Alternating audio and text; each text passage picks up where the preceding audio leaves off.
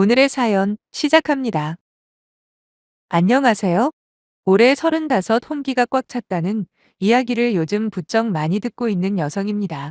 안 그래도 1살 어린 남자친구와 1년 정도 연애하고 있었거든요. 하지만 결혼 준비 과정에서 생각하지 못한 난관에 부딪히는 바람에 파혼했습니다. 주변 사람들에게는 그냥 이런저런 게 맞지 않아서 헤어졌다고 둘러대긴 했는데 어디에다 있었던 그대로 푸념이라도 하고 싶어서 이렇게 사연을 적고 있는 거예요. 남자친구는 저와 대학 동기였습니다. 대학교 다닐 때는 그다지 친하지는 않았고 얼굴만 알고 지내는 사이였죠. 대학 졸업하고도 한동안 연락은 거의 하지 않고 지내다가 작년 이맘때쯤 우연히 다시 만났어요. 친구랑 술 한잔 하고 있었는데 그 친구 역시 대학교 동창이거든요. 근데 그 친구랑 남자친구는 꾸준히 연락을 유지해온 모양이었고 우연히 합석을 하면서 남자친구와의 인연이 시작되었지요. 냉혹하고 비정한 사회생활을 하면서 이리저리 상처투성이었던 저는 오랜만에 남자친구를 다시 만나니 마치 20대 풋풋했던 그 시절로 돌아간 기분이 들더라고요. 게다가 그날의 만남을 기점으로 남자친구는 누가 봐도 저한테 마음이 있는 것처럼 자주 연락을 해왔고 그런 남자친구가 저도 싫지 않았던 터라 그의 적극적인 대시에 결국 저희는 사귀게 되었네요. 사실 저는 대학교 졸업하고 곧바로 일본으로 유학을 떠났거든요. 원래는 어학연수로 떠났다가 본격적으로 공부를 해보고 싶어서 대학원까지 진학하기로 결정했고요. 그리고 학업을 마친 뒤에는 한국으로 들어오려 애초에 계획을 했었는데 교수님 추천으로 어쩌다 취업까지 하게 되었습니다. 그렇게 일본에서 3년 동안 커리어를 쌓다가 한국으로 돌아와 재취업을 했고요.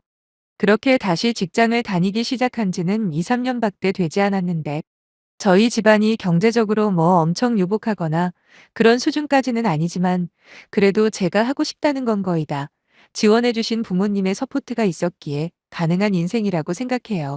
그 점은 제가 죽을 때까지 부모님께 감사해야겠죠. 그래서인지 저는 더 이상 부모님께 경제적으로 기대고 싶지 않았습니다. 특히 결혼만큼은 제 힘으로 하고 싶었지요. 그래도 스펙이 나름 좋아서인지 현재 다니는 회사에서 연봉도 꽤 많이 받고 있는 걸 감안하면 최대 2, 3년만 바짝 모으면 충분히 혼자 결혼 비용을 해결할 수 있겠더라고요. 그렇기에 남자친구와 연애를 시작하면서 저는 분명히 당장 결혼할 마음이 없다고 말했고 남자친구는 저랑 같은 생각이라면서 그런 건 신경 쓰지 말고 연애에 집중하자고 하더라고요. 하지만 사귄 지 6개월쯤 지나면서부터 남자친구는 은연중에 만약 우리가 같이 살면 얼마나 행복할까? 그리고 우리 둘을 똑 닮은 아이를 본다면 기분이 어떨까 등등 우리 둘의 미래에 대해 진지하게 고민하는 말을 종종 꺼내더군요. 그럴 때마다 제 마음은 이상하게 불편하고 부담스럽길래 지금은 먼 미래의 이야기보다는 지금 현재의 우리에게 집중을 하자고 하면서 대화의 주제를 다른 쪽으로 돌리곤 그랬네요. 그러다가 저희가 사귄 지 1주년이 되었을 무렵 남자친구가 기어이 저한테 프로포즈를 해왔습니다. 프로포즈를 할 만큼 나를 사랑하는구나 싶어서 기쁘기도 했지만 동시에 아무런 준비도 되어 있지 않은데 어떻게 하나 하는 걱정과 우려도 많았지요. 결국 저는 남자친구에게 나는 아직 결혼할 준비가 안 되어 있다고 말하며 미안하다는 사과와 함께 거절을 했어요.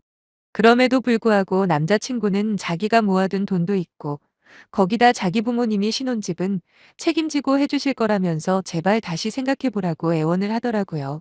저는 정작 내가 가진 게 별로 없는 게 마음에 걸려서 그런 거다라고 대답을 했더니 남자친구가 한다는 말이 자기는 아무 상관없답니다. 오히려 장기적으로 봤을 때는 본인보다 제 연봉이 훨씬 많으니까 나중에는 쌤쌤 아니냐고 제 입장을 배려해주는 거예요. 그런 말을 들으면서도 저는 미안하고 부담스러워 다시 한번 거절을 했죠. 하지만 동시에 저 역시 남자친구를 사랑하는 마음이 무척이나 컸기에 친정 부모님께 남자친구가 프로포즈를 해온 사실과 이러저러한 이유로 거절을 했다 말씀을 드렸습니다. 감사하게도 저희 친정 부모님은 제 이야기를 들으시자마자 서로 끔찍하게 사랑하는 사람을 만나는 게 얼마나 힘든 일인 줄 아냐고 하시며 현금으로 1억 원을 지원해 줄 테니까 결혼을 하라고 하시더라고요. 일본에서 직장 생활을 하는 동안에는 직접 벌어서 생활비로 충당했고 그나마 남은 돈은 한국에 돌아와 자리 잡는 데 썼던 터라 애초에 큰돈을 가지고 한국에 들어온 것도 아니에요.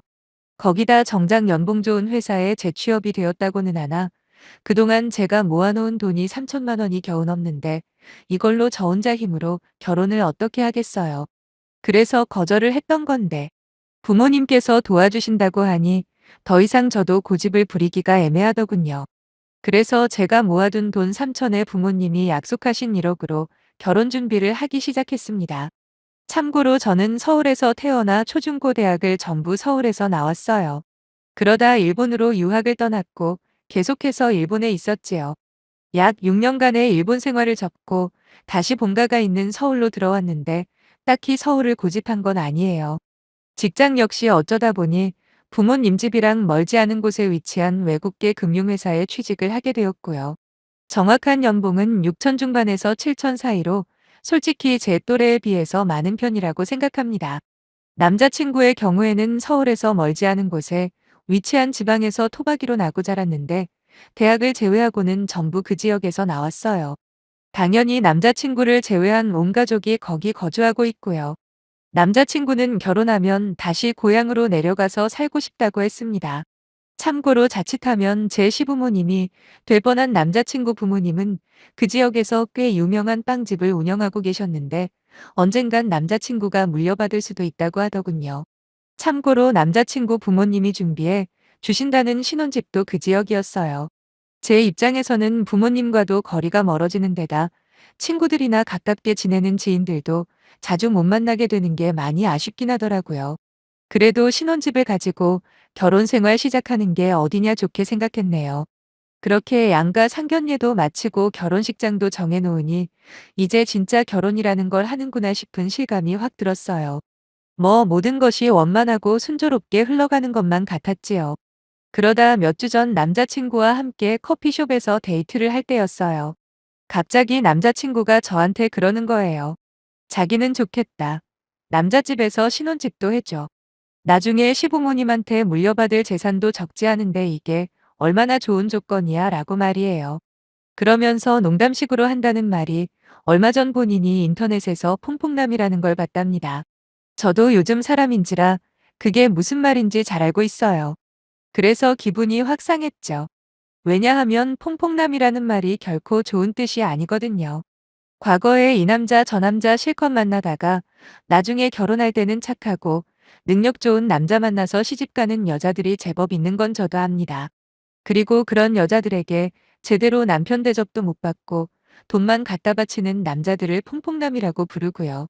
문제는 저와 남자친구 사이를 아무리 뜯어봐도 남자친구가 자기를 퐁퐁남이라고 생각할 만 건덕지가 일절 없는 겁니다. 저는 부들부들 떨리는 손으로 남자친구를 노려보며 물었어요. 지금 무슨 뜻으로 한 말이냐고요. 그랬더니 남자친구는 멋쩍은 듯이 웃으면서 자기는 진짜 괜찮다는 거예요. 사실 20대 여자가 일본에서 오래 생활을 했을 때는 다들 그런 걸 생각한다면서 마치 제가 일본에서 엄청 문란하게 생활했다는 것처럼 단정지어 이야기를 하더라고요. 거기다 일본은 물가나 집세가 비싸기로 유명한데 여자 혼자서 직장 생활만 해가지고 제가 그만큼의 돈을 벌었다는 게 안 믿어진다면서 그래도 과거는 과거니까 자기는 진짜 아무 상관없다네요. 얼마나 쿨한 척을 하는지 오히려 그러니까 더 이상하게 보일 뿐이었습니다. 남자친구의 생색은 그뿐만이 아니었어요.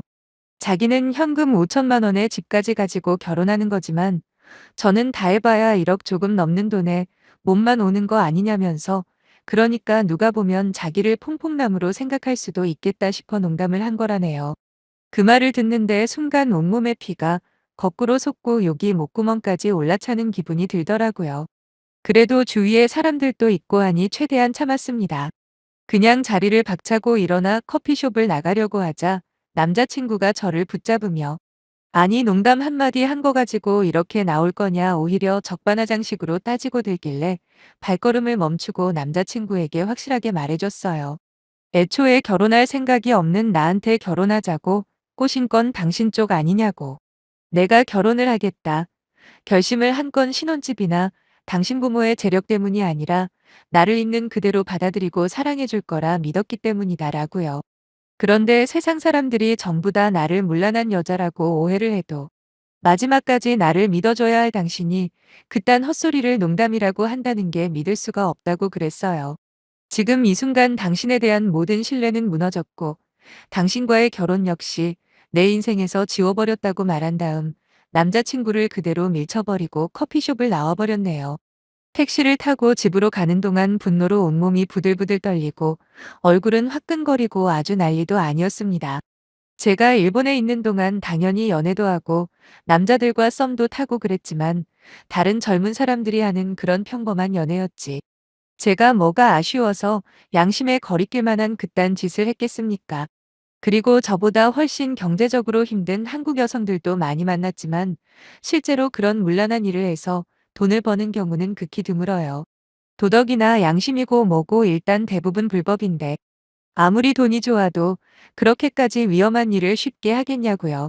사실 일본에서 학교를 다니고 직장 생활까지 했다고 사람들에게 말하면 요즘은 많이 좋아졌지만 불과 2, 3년 전만 해도 색안경을 끼고 저를 바라보는 게 느껴지긴 했습니다. 그래도 저는 이해했어요. 왜냐하면 미디어나 뉴스 같은데 노출되는 일본 이미지가 좋은 것보다 안 좋은 게 훨씬 많으니까요. 특히 우리나라와 일본은 옛날부터 불편한 관계잖아요. 그렇지만 누구보다 저를 이해해주는 사람이라고 믿었던 남자친구가 저를 그런 눈으로 보고 있었다니. 정말이지 그 충격과 배신감은 말로 표현하기가 힘들었어요. 남자친구랑 헤어지고 진행하던 결혼 준비들을 없던 일로 돌리는 건 그리 힘들다고 생각하지 않았습니다. 다만 제가 청혼받았다고 했을 때 정말 기뻐하시고 축하해 주시던 부모님이 실망하시는 게 가장 마음이 아팠어요. 결국 택시 안에서 저는 엄청나게 눈물을 흘렸고 한 번 터지기 시작한 울음은 걷잡을 수 없이 커져만 갔죠. 오죽하면 택시 운전하시는 아저씨께서 차를 멈추고 저를 진정시켜 주셨다니까요. 부모님이 어떻게 반응을 하실까 하는 생각에 머릿속이 복잡하기만 해서 집에 도착해도 곧바로 집 안으로 차마 들어가지 못하고 밖에서 한동안 서성였어요. 그러다 마침내 용기를 쥐어짜내 집 안으로 들어갔는데 웬걸 저를 미소로 반겨주시는 부모님 얼굴을 보자마자 또다시 눈물 콧불 범벅이 되는데 불과 1분도 안 걸렸던 것 같네요. 부모님은 저를 보시자마자 화들짝 놀라시며 무슨 일이냐고 물으셨고 처음에는 그냥 대충 둘러댈까도 생각했었습니다. 왜냐하면 뼈 빠지게 고생해서 딸내미 지원해서 사람 구실 할 수 있게 만들어 놨는데 어디서 만난 등신 같은 놈한테 퐁퐁이니 뭐니 그딴 소리나 듣고 다녔다고 하면 저희 부모님 입장에서 얼마나 속이 상하시겠어요. 그래서 가장 흔히 둘러대는 성격 차이로 헤어지기로 결심했다 핑계를 대봤지만 저 자신보다 저를 잘 아는 부모님께서 속으실 리가 만무하죠. 결국 남자친구가 저에 대해서 이런 오해를 하고 있었고 그걸 농담이랍시고 입 밖으로 꺼내길래 이 결혼은 안 하는 게 답이다 싶어 이별 통보를 했다고 솔직하게 말씀을 드렸어요. 그러자 저희 아버지는 남자친구에게 별의별 상욕을 퍼부으시며 당장이라도 찾아가서 가만히 안 놔두겠다 노발대발 하시더라고요. 괜히 긁어서 부스럼만 만들면 오히려 우리가 피곤해질 거라 달래드리며 겨우 말겼습니다. 그리고 그럴 가치도 없는 인간이라고 그저 부모님께 죄송한 마음뿐이라며 사과를 드렸어요. 부모님 역시 당신들도 저한테 결혼을 재촉하지 않았냐. 그러니 이번 일은 누구 한 사람만의 잘못이라기보다 지독하게 운이 안 좋은 케이스라고 위로를 해주셨습니다. 그러면서 차라리 결혼 전에 그딴 인간인 걸 알아서 다행으로 여기자고 하시더군요. 남자친구는 그날 이후로 하루도 빠지없이 하루에도 수십 통의 전화와 문자를 걸고 보내왔습니다. 원래부터 장난을 잘 치고 선 넘는 농담도 종종 하던 사람이긴 했지만 이번에 자신을 퐁퐁남으로 비교하면서 자기가 훨씬 손해보는 결혼을 한다며 생색낸 건 절대로 장난이라는 변명으로 넘길 수 없다 생각합니다. 오히려 그 사람 마음속 깊은 곳에 숨겨져 있던 진짜 본심이 새어나왔다고 저는 보거든요. 그러니 남자친구가 아무리 연락해오고 매달린다 해도 제 마음은 조금도 흔들리지 않았고 나중에는 저희 집 앞까지 찾아와 자기가 잘못했다며 빌더라고요.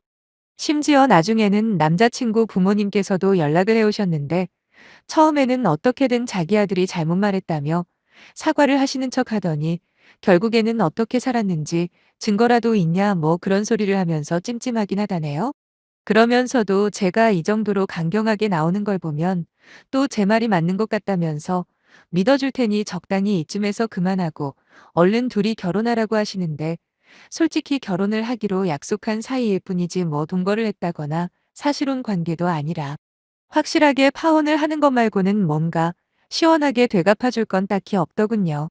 그나마 제가 얼마나 열심히 살았는지 아는 몇몇 대학 동기들이 제가 파혼을 할 수밖에 없는 이유를 주변에 널리 전파해주는 바람에 남자친구는 이제 얼굴도 들고 다닐 수 없는 그런 상황이 된 모양이더라고요. 지금 생각하면 귀싸대기라도 한 대 올려붙이고 헤어질 거라는 후회도 남긴 하지만 그래도 일이 더 커지기 전에 이런 썩어빠진 사고방식을 가진 인간들의 민낯을 알게 돼서 다행이다 싶은 마음뿐이네요. 푸념처럼 늘어놓은 이야기였지만 그래도 제 이야기에 관심 가져주시고 저만의 임금님은 당나귀귀 대나무 숲이 되어주신 분들 모두 감사드립니다.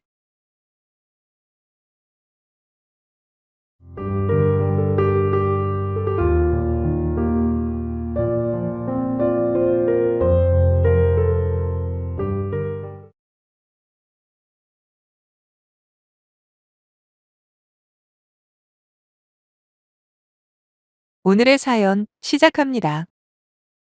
안녕하세요. 저는 올해로 스물하고도 일곱 되는 직장인 여성입니다. 내년 초 저의 남편이 될 남자친구는 저보다 4살이 많았어요.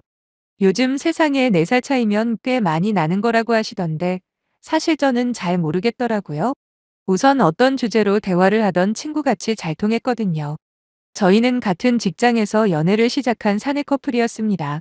물론 지금은 제가 중간에 이직을 해서 따로 회사를 다니긴 하지만 처음 남친을 만났을 때가 아직도 생생하게 기억이 나네요. 저는 대학을 졸업하자마자 바로 취직을 했는데 남친은 꽤 늦은 나이에 입사를 한 케이스예요. 이런저런 다른 일들을 하며 시간을 보냈던 남친은 식당을 운영하시는 시부모님의 도움을 받아 창업을 한 적도 있었다고 해요. 그런데 하는 일이 잘 풀리지 않았고 그 뒤로는 단기 알바나 건설 현장 일용직 같은 일을 전전하다 운 좋게 저희 회사에 들어오게 되었던 거죠.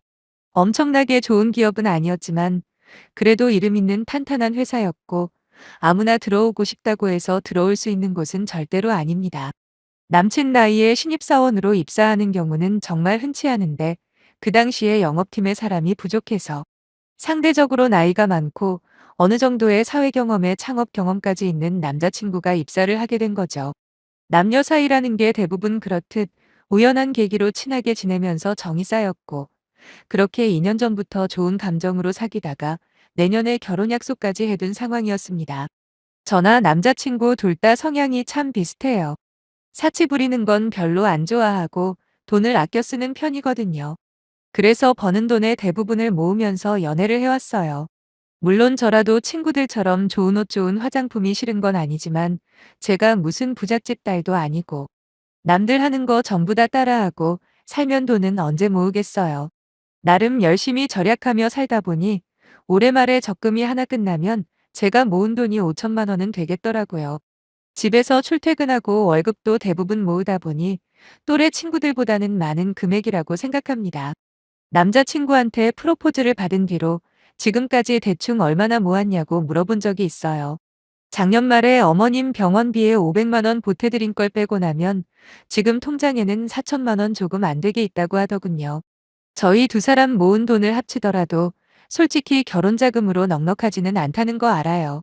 하지만 결혼을 뒤로 미루고 싶은 마음은 없었죠. 우리 두 사람이 연애하면서 마음이 잘 맞았기 때문에 앞으로도 같이 살면서 돈 관리를 열심히 하면 충분히 집 사고 다 할 수 있을 거라는 자신이 있었거든요. 저희는 신혼집이건 뭐건 부모님 도움 바라지 말고 저희끼리 알아서 하는 쪽으로 합의했습니다.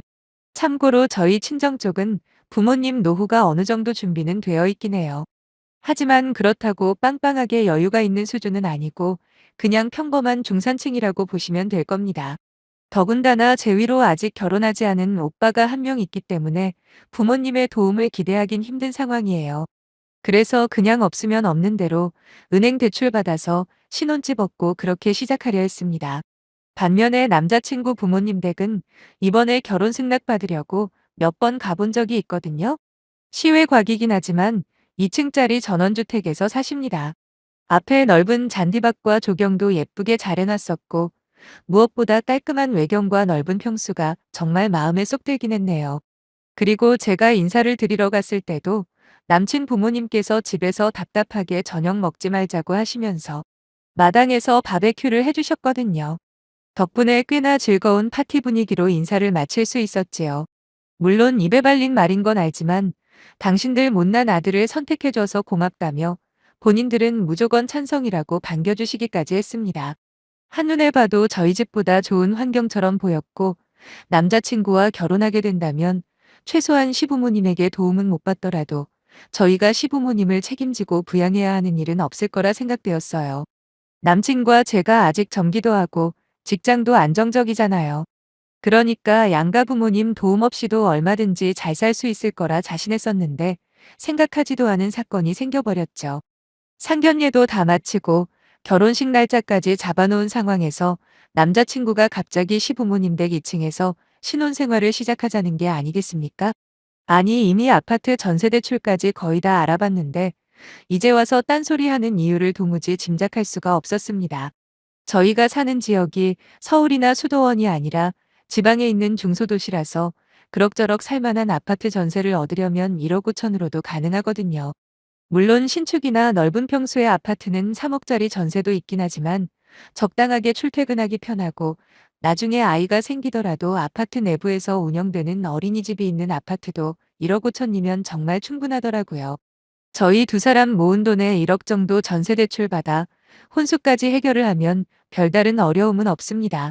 아이를 낳게 되더라도 저는 계속 맞벌이를 할 예정이고 지금 받는 두 사람 월급만 하더라도 700에서 800은 됐기 때문에 충분히 견적이 나왔거든요. 당연히 남자친구와도 전부 다 합의가 된 사항인데 이제 와서 갑자기 딴소리를 하는 게 너무 당황스러웠죠. 시부모님 집에 제가 갔을 때 진심으로 감탄하고 부러워했던 건 사실이지만 그렇다고 신혼생활을 그 집 2층에서 하자는 건 말이 안 되잖아요. 거기다 저희가 2층에 살더라도 어떤 간섭도 하지 않을 거라고 시부모님이 약속을 해줬다면서 합가를 하자는데 여러분들이 제 입장이라면 이해가 되시겠어요? 분명히 얼마 전까지만 해도 은행에서 전세 대출을 함께 알아보고 있었는데 왜 갑자기 말이 달라졌냐고 따졌어요. 그러자 남자친구는 처음에 은행 대출 핑계를 대더라고요. 지금 대출이자가 높아져서 한 달에 갚아야 하는 금액이 너무 많이 늘어났다는 게 그 이유였죠. 물론 남자친구 말이 틀린 건 아니에요. 지난 여름에 알아봤던 대출 이자율이 3%대였는데 지금은 5%까지 올라버렸으니 이자 부담이 늘어난 건 확실하게 맞긴 합니다. 하지만 그래봤자 한 달에 10만 원 정도 더 내는 수준이거든요.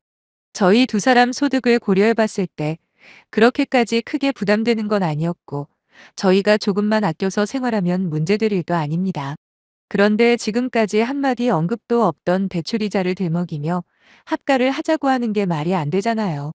뭐하러 서로 불편하고 힘들게 같이 살아야 하냐고 그냥 원래 계획했던 대로 따로 살자고 그랬습니다. 하지만 남자친구는 그 사이 무슨 일이 있었는지 너무나도 생각이 확고해졌더라고요. 그러면서 시부모님 집에서 살게 되었을 때의 이점들을 늘어놓는 겁니다. 생활비도 월등히 절약이 되는 건 물론이고 우선 은행 대출을 받지 않아도 된다며 저를 설득하려고 노력을 했습니다. 거기다가 평생 같이 살자는 것도 아니고 딱 2년만 살면서 목돈 모아서 나가잡니다. 물론 그 말이 완전히 허무맹랑한 소리가 아니라는 건 저도 인정합니다. 하지만 제가 문제를 삼는 건 같이 살고 안 살고가 아니에요. 왜 뒤늦은 타이밍에 그런 결정을 하자는 거죠. 처음부터 그런 의사가 있다는 걸 알았다면 충분한 시간을 가지고 의논을 했을 테고 막상 진짜로 2년 동안 합가를 하던 안 하던 어찌되었든 그건 우리 둘이 함께 결정을 하는 거잖아요. 물론 솔직히 말해서 결혼 시작부터 시부모님과 같이 살고 싶은 마음은 없기도 했고요. 저는 아무리 생각해봐도 그건 아닌 것 같다고 절대로 남자친구 의견에는 동조를 못하겠다 확실하게 이야기를 했습니다. 아마도 남자친구는 저를 설득할 자신이 있었던 모양인지 저의 단호한 거절에 많이 당황하는 눈치였고 결국 진짜 이유를 실토하더군요. 자기한테 지금 결혼 자금이 없답니다. 이건 또 무슨 소리냐고 했더니 남친 부모님께서 운영하는 식당이 코로나다 뭐다 해서 그동안 상황이 꽤 안 좋았다고 합니다. 그래서 주택담보대출을 받았는데 돈을 다 갚지도 못하고 만기가 도래했고 그러던 차에 제가 자기 부모님 집을 너무 좋아하는 걸 보고는 딱 2년만 합가했다가 나중에 갚아드린 돈까지 받아서 나올 계획이었다고 하는 거예요. 아니, 아무리 그럴듯한 계획이라고 해도 제가 알지 못하는 이상 그게 무슨 의미가 있겠습니까? 안 그래요? 상상도 못했던 이야기를 듣고 어처구니가 없었고, 이 상황을 어떻게 받아들여야 할지 아무런 생각도 안 났어요. 그럼 지금 당신한테 결혼 자금 자체가 아예 없는 거냐고 하니까 얼마 전에 자기 돈으로 정리해드려서 현재 300만 원 정도가 남아있답니다. 한마디도 못하고 그저 멍하니 있는 저에게 남자친구가 그러더라고요. 부모님이 그 빚을 어쩌다가 지게 되었는지, 그리고 얼마나 급박한 상황이었는지 등등 입에 침까지 튀어가며 설명을 해주고 있었지만 정작 제 귀에는 한마디도 들어오지 않았습니다. 그저 처음부터 나를 속이려고 한 건가 싶은 생각뿐이었고, 비록 세심하게 저를 잘 챙겨주는 모습과 성실한 모습 때문에 결혼까지 선택하긴 했지만 이렇게 무책임하고 자기 위주의 남자인 줄은 몰랐네요. 솔직히 처음부터 부모님 빚을 갚아야 하는데 어떻게 하느냐. 자기는 일단 급한 불부터 끄고 딱 2년만 어떻게 같이 살다가 분가하는 게 좋을 것 같은데 라고 하면서 제 생각을 물어왔다면 이렇게까지 배신감을 느끼지는 않았을 겁니다. 그럼 어떤 결정을 내렸더라도 우리 둘의 공동 책임일 테니까 말이죠. 저는 남자친구에게 일단 우리 결혼은 미루고 다시 원점에서 생각해보자고 말하곤 집으로 돌아왔어요. 한 차례 말다툼을 하고 집으로 혼자 돌아오면서 곰곰이 생각을 해봤습니다. 그런데 내가 어디까지 이해를 해줘야 할지 도저히 감이 안 잡히더라고요. 저희 부모님에게 이 사실을 그대로 말씀드렸고, 뭐 당연하겠지만 저희 부모님은 두 분 다 그딴 놈이랑은 결혼 때려치우라고 난리가 났었죠. 아무리 급박한 상황이라고 해도 그렇지 부모가 돼가지고 자식 결혼 자금으로 빚 갚을 생각을 하는 게 말이 되냐고요. 거기다 그런 일이 있으면 진작에 찾아와서 상의를 하는 게 인지상정일진데 지들 멋대로 하고 나서는 무슨 대출 핑계 대면서 은근슬쩍 같이 살자고 하는 꼬라지가 전형적인 사기꾼 집안이랍니다. 저도 부모님과 같은 생각이었어요. 몇 년 동안 일해서 모은 결혼 자금을 자기 아내가 될 사람에게 이런 방구도 없이 부모님 빚 갚아버리는 남자친구나 또 그 돈이 아들의 결혼 자금이라는 걸 알면서도 넙죽 받아버린 남친 부모님도 전부 다 이해가 안 가기는 마찬가지였죠. 모르긴 몰라도 제가 남친 부모님 집에 갔을 때 좋아했던 모습만 보고는 철저하게 자기들 편한 대로 계산을 했던 거였을 겁니다. 대충 둘러대고 분위기를 몰아가면 제가 어쩔 수 없겠지 하며 따라올 거라고 말이죠. 그렇게 생각하니까 더 화가 나더라고요. 처음부터 완전히 무시당한 기분이 들었고, 만약에 이번 한번 참고 넘어간다면 앞으로 살면서 얼마든지 저한테 물어보지도 않고 큰일들을 저지를 사람처럼 느껴졌어요.